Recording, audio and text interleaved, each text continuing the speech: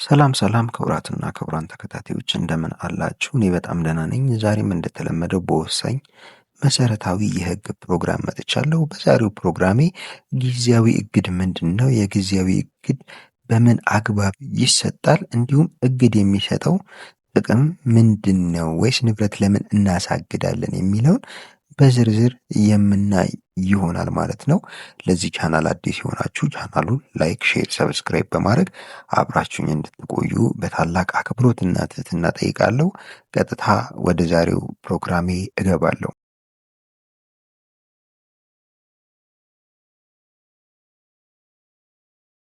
በቅድሚያ ጊዜያዊ እግድ ምንድን ነው የሚለውን እንይ።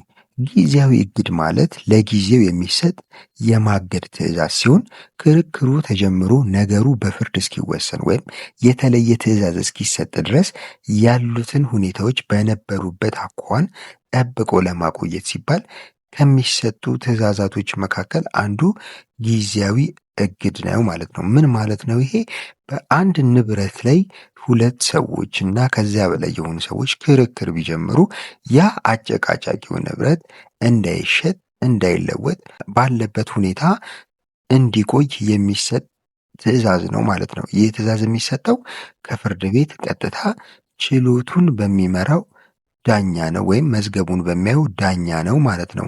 ይህም በፍትሐብሔር ስነስርዓት ሕጉ ላይ በግልጽ የተቀመጠበት ሁኔታ ነው ያለው ማለት ነው።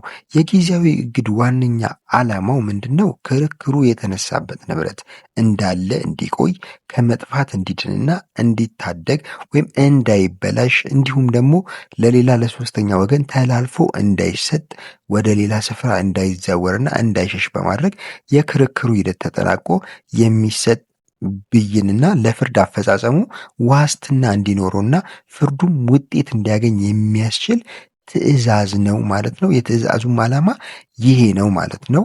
ፍርድ አፈጻጸሙ ዋስትና እንዲኖረው የሚያደርግ ዋነኛ መሳሪያ ነው ማለት ነው ጊዜያዊ የእግድ ትዕዛዝ።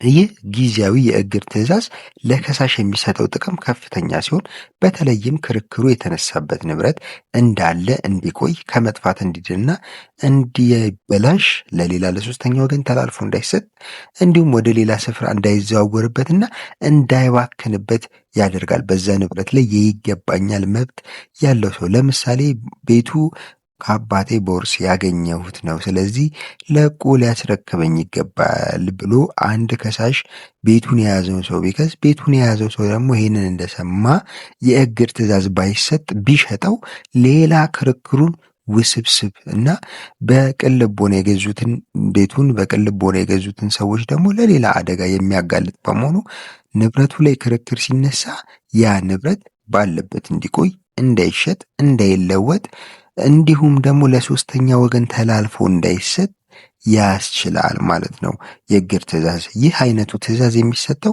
ክሱን በመጀመሪያ ደረጃ ተቀብሎ በሚያየው ፍርድ ቤት ሲሆን ትዕዛዙ በሁለት ምክንያቶች ላይ የተመሰረተ ነው ማለት ነው። ይህ የእግድ ትዕዛዙ በሁለት ዋና ዋና ምክንያቶች ላይ መሰረት ያደረገ ነው። አንደኛው በፍትሐብሔር ስነስርዓት ሕግ ቁጥር 154 ለ እንደተጠቀሰው ጊዜያዊ የማገጃ ትዕዛዝ የሚሰጠው በክርክሩ ምክንያት በሆነው ንብረት ላይ ሆኖ ይህ ክርክር የተነሳበት ንብረት የሚጠፋ፣ የሚበላሽ ወይም ተከሳሹ በማናቸው ምክንያት ለሌላ አሳልፎ ለመስጠት ያቀደ መሆኑን በቃለ መሐላ ሲያረጋግጥ ነው ማለት ነው። ሌላኛው ደግሞ ጊዜያዊ የእግድ ትዕዛዝ ይሰጥ የሚባለው ንብረቱ የክርክሩ ምክንያት መነሻ ባይሆንም ተከሳሹ የባለመብቶቹን ጥቅም ለመጉዳት ሲል ንብረቱን ለማጥፋት ለሌላ ሰው አሳልፎ ለመስጠት ያቀደና የዛተ ወይም ያሰበ መሆኑ ሲረጋገጥ ነው።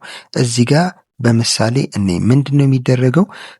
ክርክሩ ብድር ይክፈለኝ፣ የወሰደብኝን ብር ይክፈለኝ ነው። ያ የይክፈለኝ ክርክር ወደ መጨረሻ ሲሄድ የሚፈጸመው ሰውየው ባለው ንብረት ላይ ነው። ሰውየው ደግሞ ይህንን ንብረት ቶሎ ብሎ ከሸጠ እና ካሸሸ ያ የብድር ይክፈለኝ ክስ ምን ላይ ይፈጸማል? ስለዚህ ያንን ለማረጋገጥ ሲባል ንብረቱ ታግዶ ይቆያል ማለት ነው። ጊዜያዊ የእግድ ትዕዛዝ ከሳሹ በቃለ መሐላ በሚያረጋግጠው አቤቱታ መነሻ በመሆኑ ተከሳሹ በቃለ መሐላ የተዘረዘሩትን ፍሬ ነገሮች በእውነት ላይ የተመረኮዙ አይደለም በማለት የሚያስተባብል ከሆነ አስቀድሞ የተሰጠውን የእግድ ትዕዛዝ ማስነሳት የሚቻልበት ስነ ስርዓት አለ። ምንድን ነው የሚደረገው? ንብረቱ ሲታገድበት ወይም ከሳሽ ንብረቱን ሲያሳግድበት ተከሳሽ አስተያየት እንዲሰጥ ይደረጋል። በዚህ ምክንያት ይህንን የሚያስረዳ ከሆነ የእግድ ትዕዛዙ እንዲነሳ ይደረጋል ማለት ነው። ስለዚህ የእግድ ዋነኛው ጥቅም በሚነሳው ክርክር ላይ ለፍርድ አፈጻጸም የሚረዱ ንብረቶች ካሉ ወይም ንብረቱ አከራካሪ ከሆነ ለሶስተኛ ወገን ተላልፎ እንዳይሰጥ፣ ወደ ሌላ ስፍራ እንዳይዛወር፣ እንዳይባክን፣ እንዳይበላሽ ያደርጋል።